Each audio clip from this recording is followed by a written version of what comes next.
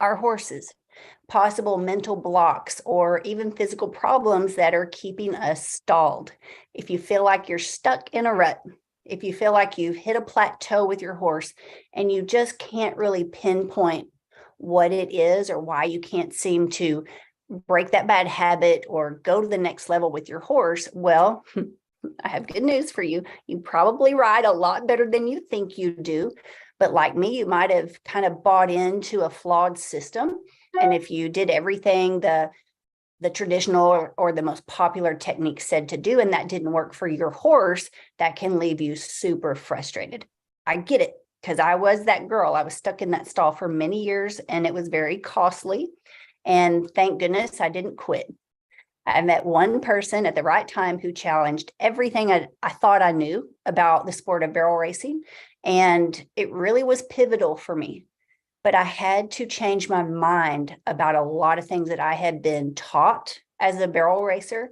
And I'm really excited for Stall Talk every Tuesday. We get to talk through some of the things that we just aren't realizing they're adding up, like that could be the culprit. And so we're taking a deeper look at the mental health of the horse, how it is impacted by a mechanical error somewhere along the line. So at some point, a mechanical error has happened. What does that mean? That means the tack wasn't right, the placement of your hand or your foot or the angle of the barrel pattern, something didn't add up for that horse. And it may have caused some mental damage, a bad memory. Well, horses don't forget. We learn that from our equine behavior specialist, James Davison, every Wednesday night in the Stall High Mentor program. Horses do not forget. They don't rationalize, but they do remember. So our guest again this week, Leanna Rae. Howdy. Hello. Happy Tuesday. Happy Tuesday. Thanks for being here again. Michael Richardson. How's everybody doing? Glad to be here. We're good. So I want to talk this week, and Lori Roth, everybody say hi to Lori from Nacogdoches, Texas, moderating all things Stall High. If you reach out to Stall High, chances are that's your first person of contact, Lori Roth. All right. So this week I want to talk about sensitive horses. Why are they sensitive? What are some of the possible causes? And what can we do to help them be less sensitive? I'm hesitant to say desensitize them, because I think that kind of swings to the opposite end of the spectrum. Michael, what are your first thoughts on sensitive horses?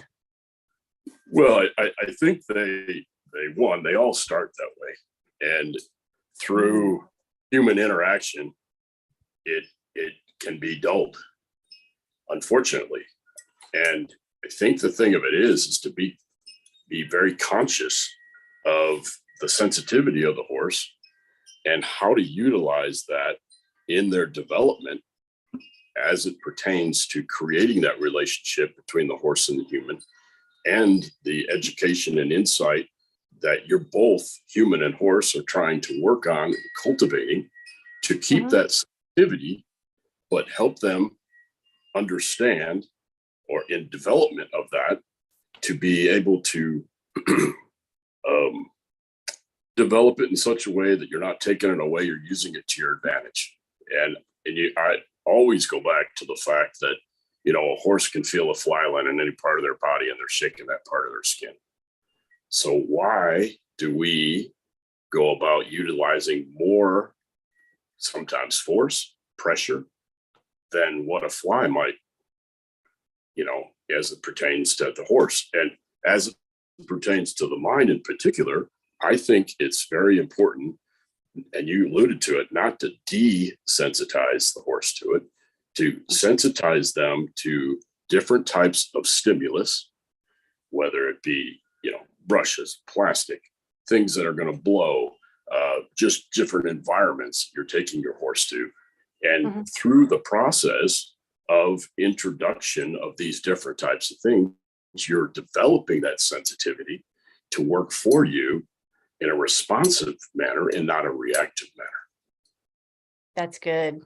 That's really good. So I love a horse that's like really light and very quick to respond.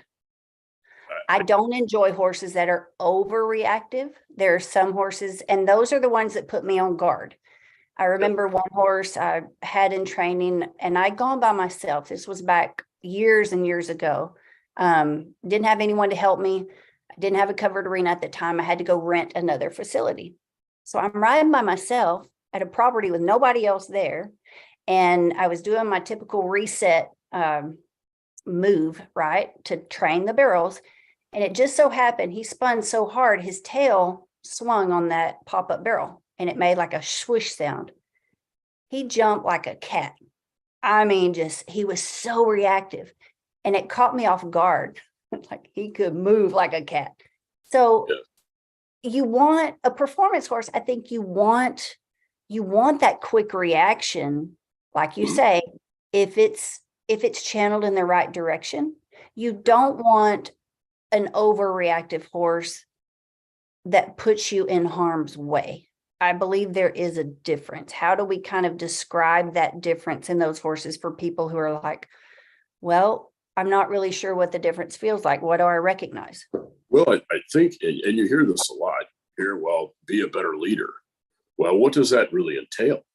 And I think it's important that when you're taking these different situations and these reactive horses that tend to be a little hotter, I think it's important not to dull them through repetition, drills, because what I find and have found in the past that irritates a horse and it pushes them, and Leanna will allude to this, but you've got your dorsal and you got your sympathetic and you got your ventral as far as the nervous system goes, and it pushes them to shutdown mode because they don't have a release because they're always being bothered and being picked on. So I think it's very important, and I try to be as aware of this as I possibly can in every interaction that I have with a horse, is that we present things in such a way that that particular individual can understand and develop that. And that gets us to a point, and you've alluded to this too, Kendra, is the fact that we're not trying to pigeonhole every horse into one approach, one program, one way of addressing the development of the horse's mind, the neural system, their emotions, and the physical aspects. So it's very important that you look at this from the standpoint of what does that individual need. So your really reactive horses, what I want to try to do is introduce it to them in such a way that it's not full blown, here we are, and they're getting all snorty and getting on the muscle. And that might be, I like to use a comfort zone and say 6 feet from that horse, whatever it may be, a barrel, plastic, just different environment, a barn, 6 feet from that or 8 feet or whatever it is, they can't handle it. But 6.5 feet, they're okay. So take them to that 6.5 feet and then take them back and away from it and let them have the time to be able to just let down and take a breath and think about it, soak on it, and then reintroduce. And I try to do that with every situation.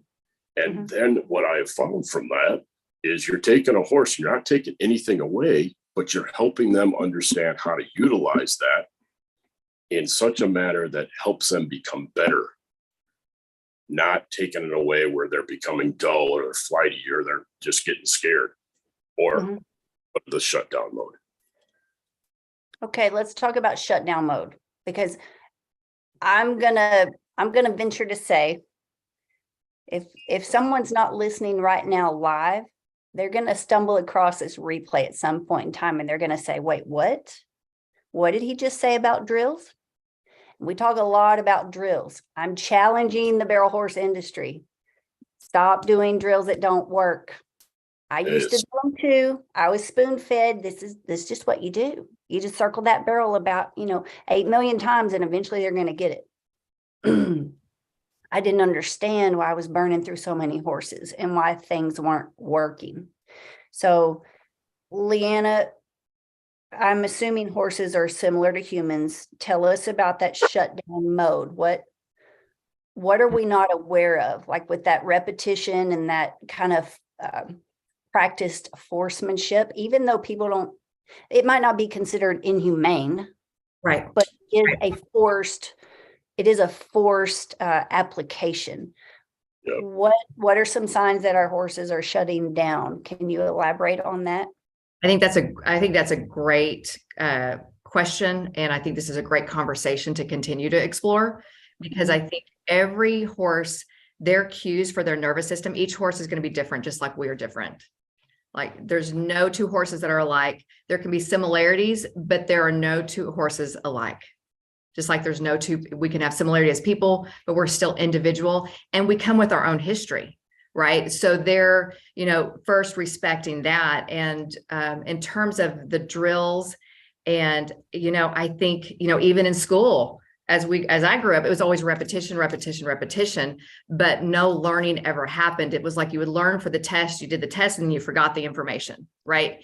And so what we know is that if the nervous system is in a state of dorsal, which can look like compliance, by the way, like the horse can actually do that. Dorsal can look very much like compliance. Yep. Okay, I've got to write that down. I'm getting chills. This is going to liberate a lot of people and a lot of horses that are like, they think they're doing the right thing. Just pull back for a second, step back, listen, let's consider, is there an even better way that's more conducive for your horse? Dorsal can look like compliance. Yes. The horse will be compliant. It will go through that drill. And, but there's a vacancy, right? There's, go ahead, Michael, go ahead and speak to that.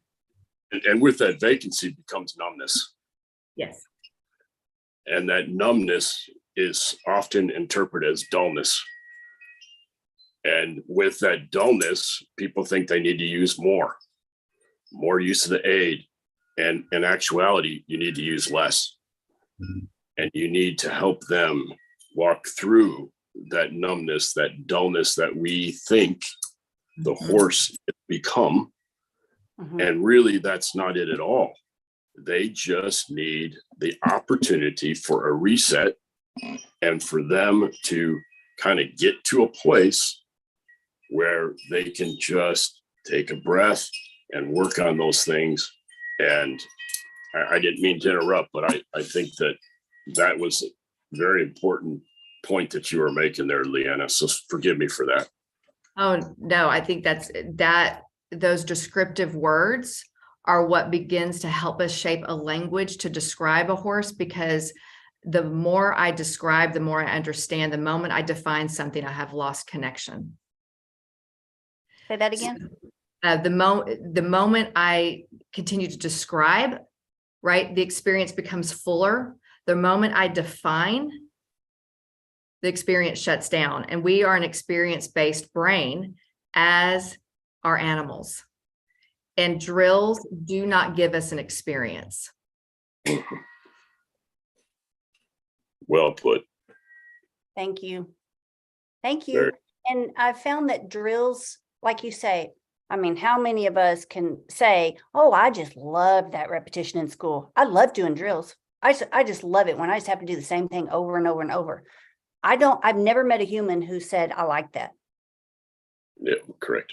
However, that's how a lot of people treat their horses. That's still considered the standard, the golden standard in barrel race training. Drill and drill and drill and drill and drill. Michael, I think there's a complexity. You said that vacancy begets numbness. Mm-hmm. From numb, they then get dull, and people often think they have to do more. Now, a lot of people right now, I guarantee you somebody's listening saying, oh, that's not me. I don't use a bigger bit. No, but do you feel like you have to do a little more to hold your horse off? Are you having to ride just a little bit harder? Michael, this is a complexity. Some people might be listening thinking numb means they're slowing down, but I see a lot of horses that are running in full speed and they're completely numb. There's no feel left to them. And so No. people they're trying that tug of war, like, let me just hold this horse off this barrel. Let me just hustle past it, not realizing the signals. That horse was vacant months or years ago, and now is completely numb at the highest rate of speed. That is a very complicated and not fun recipe or a place to be on a fast horse that's completely numb or almost numb. So how do you explain that horse that, like, he's numb, but he looks like he's still performing because he's running hard? It becomes a mindless maneuver. They're going through the motions, but they're not participating as a willing partner in the process. And so you see these horses, like you just alluded to, that are performing at a very high level and doing, what appears to be, man, that's a fantastic run. But the reality of it is you're just burning this horse up because it's going further and further and further away mentally than where you think you are or striving to get to. What we want is this. We want to come together as one entity, one mind, one body with our animals, not further and further away. And this void right in here is where I see people start to use more pressure, to try to think, well, I use more pressure and I'm going to get them back. But you're not. So it's getting to a point where you're reaching that dorsal mode where they're shutting down and they're not there anymore. And that's this is a hot topic, guys. This is freaking awful. Yeah, it's a dangerous recipe. And that's when accidents happen. Not to mention, using up that horse. But that's when accidents happen, because then one day the horse is going to say, I just don't care anymore. I'm done. Mm-hmm. And there's your wrecks. Okay. So now let's talk about the light at the end of the tunnel. Let's talk about the change, how we can start to do things different. Leanna, how do we recognize a vacancy? What does it look like first? And what do we do to prevent these things from escalating? And maybe they already have.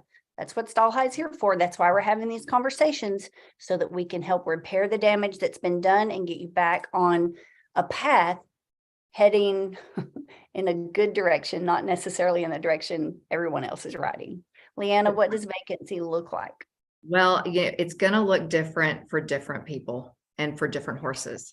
One of the things that Michael and I work with in terms of the groundwork that he does, and that I've been able to spend the last year observing and understanding through the lens of relational neuroscience, are studying the cues of the horse. And those cues, in terms of our nervous system, what we want to do is develop this attunement between the horse and ourselves, because our internal state is going to, through the field of resonance, it's going to affect and touch the horse. And then there's going to be this nervous system to nervous system communication that's happening, which means I'm also observing my cues as well. Mm-hmm. Have I tightened? Have I started squinting my eyes? Those are my cues that I'm beginning to go into a part of me that is overworking. And then did you see how I did like this forward movement? So I'm going to use the sense of forward as if I have to develop this push. Mm-hmm. It's a subtlety, but what's happening inside of my nervous system, I also have to understand and go, this is in a response to something, and then kind of hold that space enough to watch, what are the eyes of the horse doing? What are they expressing? Is there tension in the body posture? Is this movement that we're doing, and they're when you're doing the lead work, is the horse yielding into its pelvic area, into its hindquarters, and then moving, or is the horse just moving forward as if, oh yeah, I know this, I'm just going to push, right? And so this is where understanding those nuances of these developmental movement patterns can be incredibly insightful and beneficial, and it keeps you both safe. So to land that, I would say it's beginning to really understand and learn the cues of your horse, yourself and how you two communicate, so that he feels like, or he or she can feel like she can give you a cue and that you're going to listen. Yes. And what does that look like? Attunement. So you just Attunement. called every rider out in the history of the world, in the history of the horse world. You just called every one of us out. What's going on in here? Did we squint an eye? How many of us can honestly say we can detect when we squint an eye when we're working a horse or when we're riding? Very few. I'm going to venture to say a very small percentage of the riding population even pays attention to, did I squint this eye? Is my torso tilting a smidgen forward? Why? We're so focused on the horse that we're blind to ourselves many times. I still am. I'm learning. That's why I'm here. Wow. Well, we all, and you hear people say all the time, well, they're a mere reflection of me and I'm a reflection of them. Well, that's true. But are you taking accountability for what's going on in here? And one of the things that I've learned working and riding from this perspective that I'm in is the fact that I do a pre-ride check, meaning check my mind, check my breathing, try to, make sure my shoulders aren't any tighter than they are normally. And then when I get on my horse or we're doing groundwork, I want to do a pre-session just evaluation. How's that horse stepping? What do his eyes look like? Can he take a big blink? How soft are his ears? Are his muzzles tight? Is his mouth just clamped? What's his tail doing? How, all of these things. And it doesn't take very long to take the opportunity to observe oneself and observe the horse and address any tension to the best of our ability that we may have as it pertains to moving forward for that session, for that ride, and then ultimately getting to the competition. I'm curious, how many people are watching right now? And you just heard Michael say that. You might be on TikTok right now. How many of you would love to see Michael's checklist? Would that help anybody? Would you like to know? Would you like for him to spell it out, the things he watches and notices in a horse before he steps in the saddle, and the things that he evaluates in himself? If you want that checklist, you need to speak up right now. And Michael, I would love to get that from you at some point so that we can share that with our audience who cares enough to learn and take that. Anybody here on the Zoom? Shelly, is that you? Yes, ma'am. I was trying to get my buttons to work. Yeah. Stephanie Husky. Yes, totally. What'd you say, Shelly? Yes, I think it would be awesome. I do too. Please, Can I thank make a point real quick? Just, Yeah. Michael, I don't know if everyone is aware, especially because there's other audience on TikTok and behind the screens. Can the perspective you come from, please share the perspective you come from and from where you sit, literally. Oh. Literally. Yes, I guess that would be helpful, wouldn't it? Well, I feel very, very fortunate because I have had the opportunity to learn how to interact and ride over probably over 4 times now. So a lot of people say they learn to do all this once. Well, I've learned 4 times and I continue to learn every day. So we all understand that we never stop learning. But as a little boy, of course, as an able-bodied person, meaning I was standing up, I just saw other people do it and I mimicked that, and all the way up to, the time that I got hurt and I sustained a spinal cord injury, which left me with paralysis of my lower extremities. So the opportunity to learn how to work with horses from an able-bodied perspective, and then learn how to work with horses from the chair, and then the various injuries that have come along the way that we all have encountered in our lives that change things just a little bit in the way that we work with horses and the way that we ride. So my perspective has been incredibly enlightening, and it just never ceases to amaze me how attuned horses are and how much better they can become as far as attunement goes, and understanding the subtle nuances of squinting of the eye, holding our jaw maybe just a little tighter, maybe our neck's got a crink in it, our shoulders, our pelvis is tipped or twisted just a little bit, how they pick that up. And if left unattended or unrecognized, what you see a horse do is they compromise for our tension. And oftentimes with that, and I see that a lot when I'm evaluating riders and watching how they move, how the horse moves, are there two separate entities there, or are they striving to be one? And that, the side note on that, you can watch riders and you say, man, I want to ride just like that. That's the most beautiful thing I've ever seen. And then you get other people on a horse and go, oh, they're trying, and no disrespect with that, but you can see that they're not in sync.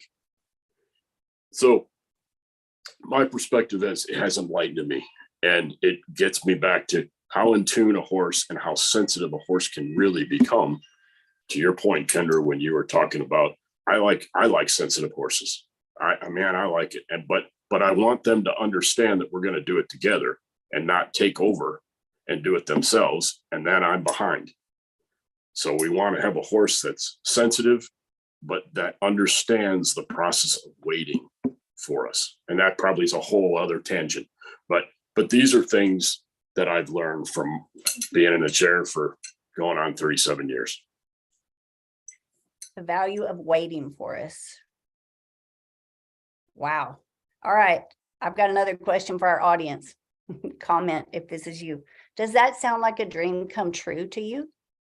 What he just described in a horse relationship. Do you want your horse to be able to respond to the slightest suggestion, the slightest movement? Yes. Who else? Who else is listening right now? Who else does that sound good? You want that connection with your horse. I loved how you pointed that out, so that the horse doesn't kind of step on top of us, or the horse is not calling the shots. A horse that's very responsive and also understands the value of waiting. And yes, Michael, we could talk for years on that itself.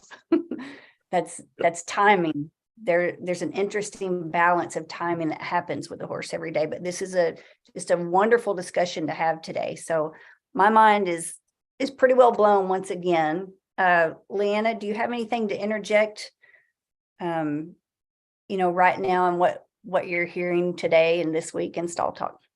Well, I love the collective conversation that's happening and seeing. I'm just looking in the chat area and just everybody kind of chiming in.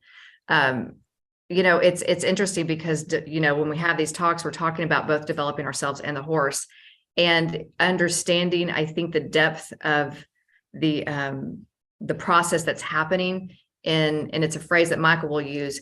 It's in what we can't see that we learn to become attuned to. It's not what we can see, it's what we can't see. And I think Michael can speak to that, of why he uses that phrase, because from his perspective in the chair, right? Things can get dangerous pretty quickly, right? So his nervous system has had to learn this language of being that finely attuned, right? For many different reasons, as we can see. But any one of us can develop it. That's the one thing, is that everyone can develop that sense. We all have it innately, and it can actually be developed and nourished and cultivated. And that's the hope of this. That's why we have these conversations. And that's why I'm taking notes. I hope you guys are too. That is beautiful. It's in what we can't see that brings attunement. Boy, did you just hit a hot bullseye. That's good, Michael. The things you can't see. Oh yeah. Yeah, it's we put so much value. Oh, see it. There's things that have steps before that that led up to that. And you put your emphasis on what you saw in as it pertains to a release, a reward, more times than not, you're 2 to 4 steps behind. So if you can start thinking about what you don't see and develop that as it pertains to a feel and the timing and the balance that comes from that, then once that horse actually commits and then responds, you're out of the way. And that horse just kind of melts right into that position. And that'll hold it because there's no pressure, there's no force, oh, I'm going to get hammered if I don't go there. So you're keeping them attuned on the nervous system and shaping that nervous system. And then mentally, they want to go there. You set it up and they're like, man, I'm going there. Whether it's the way a horse moves, their carriage, their frame, the way they maneuver around a barrel, the way that they track a cow, the way that they set up for me, for example, to set up next to my platform so I can get on and they stand there and they're waiting. I mean, all of these things come into play. So when we talk about what we don't see, it's getting back to those movements, those attempts that the horse is making before they actually respond. Okay, the attempts they're making. This is so good. This is really good. All right, guys, if you're listening, like Leanna and Michael are dropping gold, solid gold for you today that will help you with your horse. If you will think about it, like replay these statements in your mind, replay this link. Okay, it's going to be in the Stall High Network. It's also on YouTube every week. You said the horse will melt into position, that if we are riding based on what we see, that's typically more times than not going to put you 2 to 4 steps behind. Ouch. Like that's a pretty harsh scolding right there for people to step up and say, I will take accountability. I have been riding based on what I can see. I don't feel it yet. Well, then that is your indicator, and this is your invitation to learn how to feel. And last night I did a training session last night. I had a friend here in the arena with me holding the camera, Taylor Lewing and Tammy Chatburn. She was our interactive member and she was on the live. So there are only 3 of us on this live last night while I'm working these horses. And I kept talking about trying to predict. So if you allow your horse to land or stop at a barrel and you immediately feel the outside hip slip, or you know it wants to, and it happens every single time, well, then that is your responsibility. I think it's unfair, Michael, for us to get disappointed with our performance, with our horse's performance. You have no right to be upset on Saturday at the rodeo if you didn't do the work. And I don't mean do the drills. If you didn't pay attention to those movements, the attempt of the horse to speak, when you feel that hip wanting to slip out, it's our responsibility to correct that. Otherwise, it's going to be a habit that leads to a horse fishtailing, disengaging in the hips, and hollowing out in the back. That's what causes the front end turning. And I was explaining, like, predict that and then beat that horse to the punch, not literally, figuratively. Be there to support the posture before that frame slips, and then teach. I want my horses to be more independent. Everybody wants an automatic barrel horse. Everybody wants a trail horse that you can just drop your hand on and not have to micromanage through the trail the whole ride. So I like how you said that a horse melts into position. If Michael just called you out, guys, and if Leanna called you out earlier, because I feel like she's talking to the whole industry, we need to take accountability for where we're at before we go place expectations on our horse. Did that resonate with you if you're watching? And I love reading these comments in the chats. I love watching it here on TikTok. Did that resonate with you? Michael, you were going to say something. Well, I was just going to, you sparked another thought.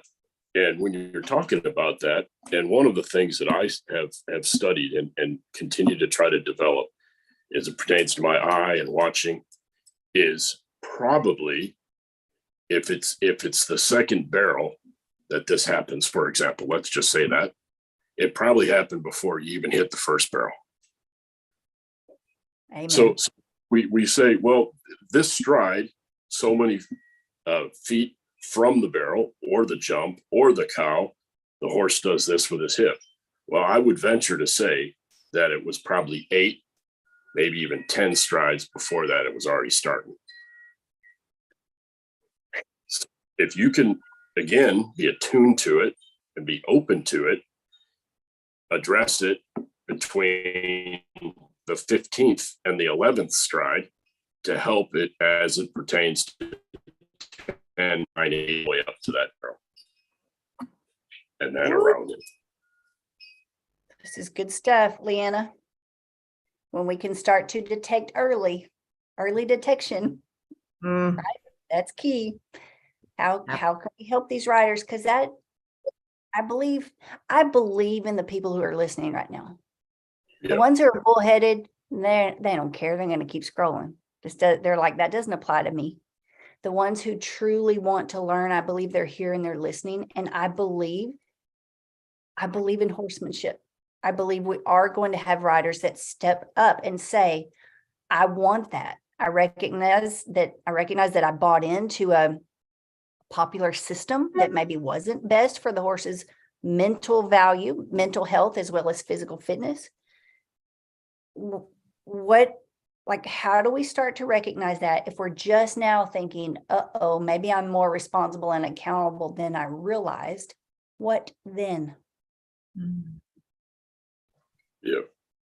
Like then. What then is exactly right. And by the time you say what then, you're too late.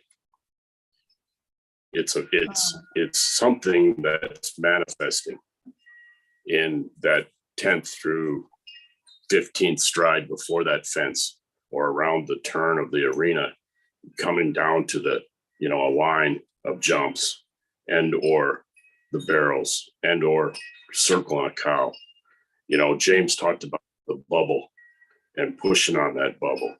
Well, if you don't have your horse, the nervous system shape, the mind right there, and they're waiting for you, and together you approach that situation, then you're not going to have the success that you want, and you're creating an adverse effect situation for that animal.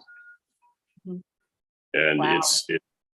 and this is something that I hold for myself.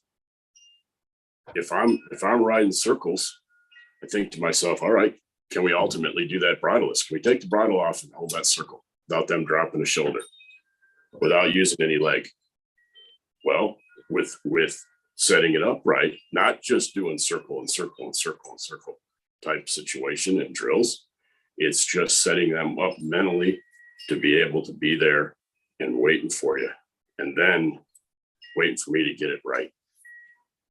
And that's a big pill to swallow, is waiting, the horse waiting for us to get it right. Wow. Waiting for me to get it right. I see Kevin watching. So Kevin, I think you're getting ideas over there. I can see you right now. When your shoulder heals, you're going to be out there with Summer going bridleless. You're going to get there. I already tried to ride it with just my seat and feet, Well, but we're not there yet. I think, yeah, I definitely see that in your future for sure.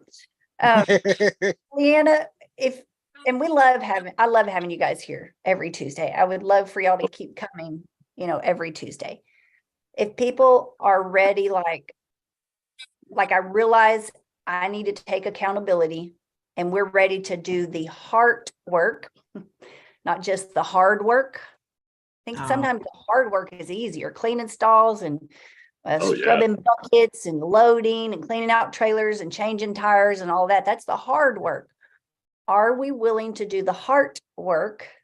Leanna, what are some options to train with you personally? Is that a possibility for the public? Yeah, I think that is in development right now. In fact, that as you bring that to the forefront, I'm glad you asked. I think it's oftentimes the heart work is through the relationality, and we are wired for connection and relationship. And sometimes we can get really stuck in the logistics of things because this is just kind of, we are a left brain shifted society. There's a lot of research behind that and why that has developed. But we understand that the way to communicate nervous system to nervous system and to get into that place of connection in that ventral space is what we call it. And maybe one time we could just show a diagram of the nervous system and even in the horse of where that ventral, that vagus nerve is, the master wandering nerve. But we know we can't access that through our left brain. We can only access that space through our embodied presence, through our nervous system and our right brain. And the right brain is not about logistics. The right brain is about connecting to the experience, being present with the experience.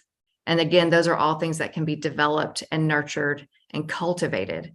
And it's really taking that pause. It's going into the round pen or the paddock with your horse and just observing and becoming excellent at noticing and observing. Mm-hmm. And But I know, go ahead. I was going to say, and noticing and observing though through the right brain and the body, allowing the left brain to say, you need to take a little break. I'm going to let you rest over here, recharge.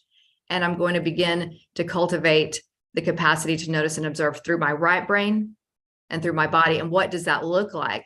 Well, the right brain wants to see more of the horizon, wants to take the whole in. It doesn't want to just notice a part. It wants to work with the breath pattern of your body. It wants to move when it feels this inclination to move when you're with the horse, of dropping the shoulders or stretching the neck out, not because you've overthought it, but because you're moving with your inclinations, right? And that is something that we have to continue to cultivate. It's not something that just automatically happens just because, again, we're left brain shifted in society. We have to be. I mean, we've got a schedule during the day. That's the left brain. It's going to help us get those things done, but it's through the right brain and the body that we actually can access that space of connectivity. Okay, so I'm going to call people out because I know somebody's listening right there and you just judged. You're like, this is too woo-woo for me. Like, I'm not going to go out in the pasture and watch my horse. I don't have time for that. Okay, little Miss Big for your britches, because I used to think that too. I thought I was a little too above it. But let me just call out some very wise words from someone I know you respect. How many out there know and adore and love Steve Friskup? If you know the name, you know the name. We follow Steve Friskup in the horse industry. He is one of our leaders, okay? He has that position as an elder and of someone in a highly respected position. And he had a TikTok go viral last year. And it was about, if you've ever questioned God, then get yourself a bucket and go out there and sit in the pasture and watch your horse. It's Steve's words. And he's talking about the value of just sitting and watching your horse. One of the greatest horsemen, like he's iconic in the Western industry. He is the most iconic horse auctioneer I've ever known. Like he's definitely made his mark on the horse world. And so if he is saying that, if he is validating there is value here, none of us are above it. It is not too woo-woo for me and it's not too woo-woo for you. So I'm calling my fellow riders out. I'm calling out my fellow horse trainers that make a living in the saddle. You're not above this either. I believe that our horses, if you truly love your horse, you can't speak out of both sides of your mouth. You can't just say you do, but your actions don't follow that up. I'm getting on a rope box. Michael, I'm going to hand it back to you and we'll land this plane. Leanna, that was beautiful. Oh, I don't know that I can follow up with what Leanna just shared. I think it's wonderful. And it speaks to all of us. I think the biggest thing with our horses is give yourself time to breathe. Okay. Just give yourself time to breathe. And it falls right behind what you just said as far as observation. Leanna, you put it so eloquently. Just get there and be with your horse and give yourself time to breathe. We can all do that. We can all make time. If our horses mean as much as our bank accounts say they do, Yes. we can make a little time for them. Yes. Leanna, any closing thoughts? Oh, yeah, I think that's beautiful. We can make time because really It's through the relationship that we'll see everything else unfold. And that noticing and observing and being in connection is the foundation. And I think that's why these talks are so important, because in our left brain shifted society, which there's a lot, I can tell you more about the neuroscience of that, is that these kinds of conversations are what bring us back to center. It's what brings our right brain back into the, oh, this is what you want me to observe. This is what you want me to be aware of. And then you take that into your day and into the rest of your week, and it will affect the kinds of connections and experiences you have moving forward. Good. Okay, who has a question in our live audience here on Zoom? Raise your hand or unmute really quick. Do you have a question or a comment today? We've got some great comments. I had a question about the reaching that warm fuzzy spot with our horse. How do we go about that? I mean, like, I know I go out and play with my horse, literally like a dog with my horse. So, I mean, and I understand the whole left brain deal of, well, I want to get this done and da-da-da-da, but that never works. I threw that out a long time ago. Because if there was a problem that came up during the gathering of the horse or putting her in the round pen or saddling, that was what needed to be addressed at the time.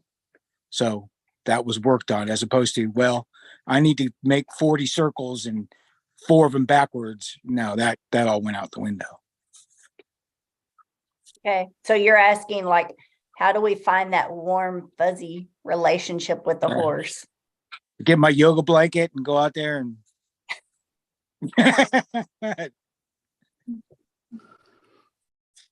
I had my yoga mat on the back porch today. I was going to say, why not? That will work. Yeah. Absolutely. Yeah. You know, I think the biggest thing is to be authentic, because we all, I believe that if we have a horse in our life, there's a reason why. We're here to learn something. And if the horse wants you to be authentic. So when you find your place of play, what is warm and fuzzy to you, right? Because that's, again, you want to be authentic. It's good. You're going to be co-creating something with the horse along with that. So you don't want to do something that is totally opposite of who you naturally are. But I love how you brought in the sense of play, because play fosters curiosity. Play fosters the capacity to be in sync and watching, and the horse watching you, because that's equally as important to create the experience to invite the horse to watch you. And that's one thing that, as Michael trains, especially being in the chair, the horse has, what you will see is that the horse will always, before the horse moves forward, looks at Michael. Yeah. And okay. Subtle and does that resonate or kind of make sense? Yeah. Yeah. You got to kind of be more mindful of what's going on with the horse. Yeah. And I get that about sitting in the chair, and because there's things you can't do sitting in a chair. You know, you have to keep the horse's interest on you. You know, what do you want? If I may interject, yes, but in the process of that, don't try too hard to get there, and don't race. Okay, yeah. Just let it evolve. That process didn't work out very well for me. Just let it evolve, and don't try to force it.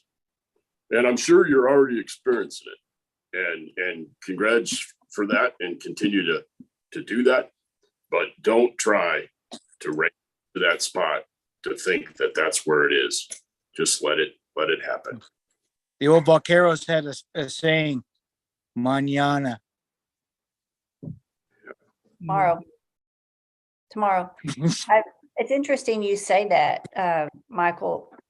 Don't force it. Don't try too hard to get that relationship where you want it. I was riding the gray mare that I call Prophecy. And as soon as I stepped off of her, I was loving on her a little bit. And I made a comment to the Zoom camera, like, now we're friends. I've had that mare for over a year. So And I've noticed this.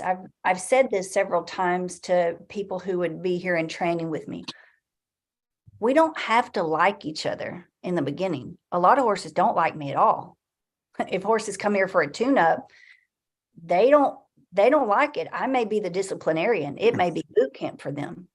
But I don't take that personally. I don't get emotional. I don't let it ruffle my feathers that horse doesn't like me right now.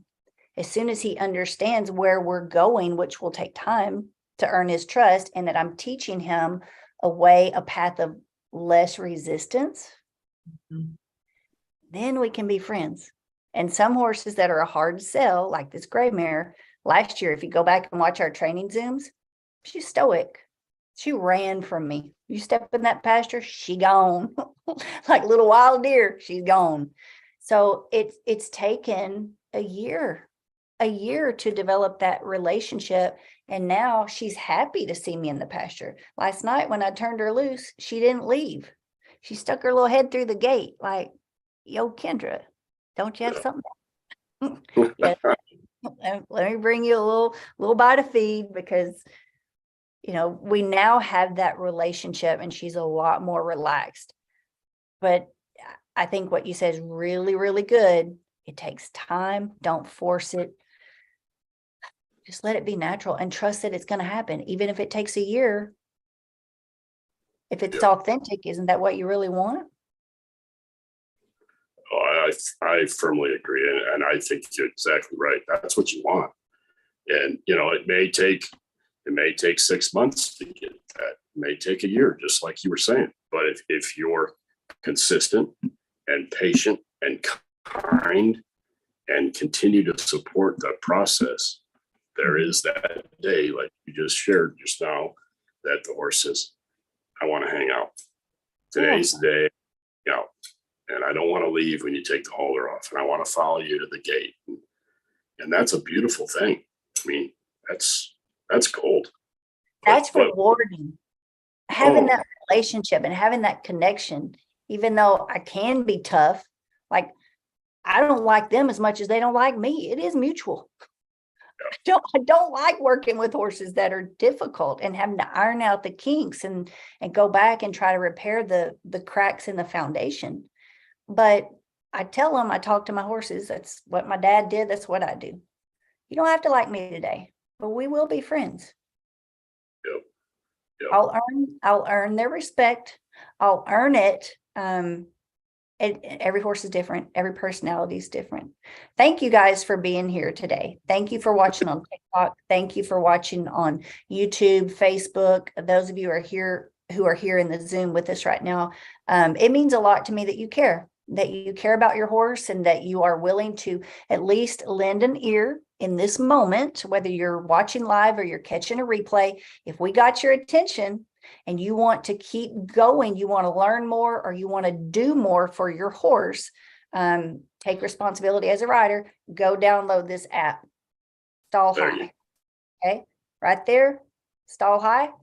It's in the App Store and Google Play. It's all over the internet. There is an online mentor program where you can attend a live class and talk to a team of experts every night of the week, Monday through Friday.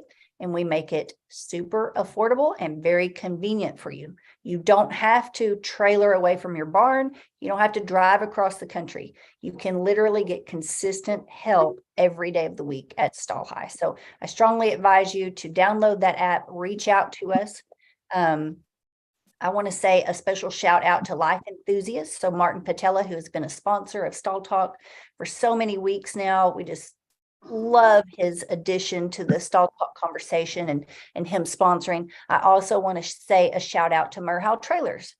If you haven't pulled a Merhow trailer, you need to test drive a Merhow, because they're running circles right around a lot of the bigger brands in pricing, in their floor plan and the features, and most of all their customer service.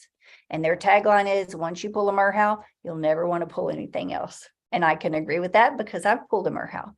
So guys, if you want help, reach out to us at Stall High, download the app, look for online training mentor program. Leanna, Michael, thank you for blessing us again with your time. Thank you, Lori, for being here to moderate. Thank you, everybody, who's watching. And I'm excited for tonight's class at 6 o'clock. I hope you guys can make it. Leanna and Michael, if you're available at 6, come on in. We'll Yes. fire up the Zoom and interactive level in the mentor program. Great. Thank you. All Thank right. you for what Well, y'all have a blessed day. it's where I Y'all want are to be. awesome. I love you all. Thank you. The Thank best. I love Would y'all you- too. Much Would love you- from would Horse you have- Country, USA. All righty, guys. That's a great one. I'll see y'all tonight at 6 o'clock. All Can I right. say- See you. Bye, guys.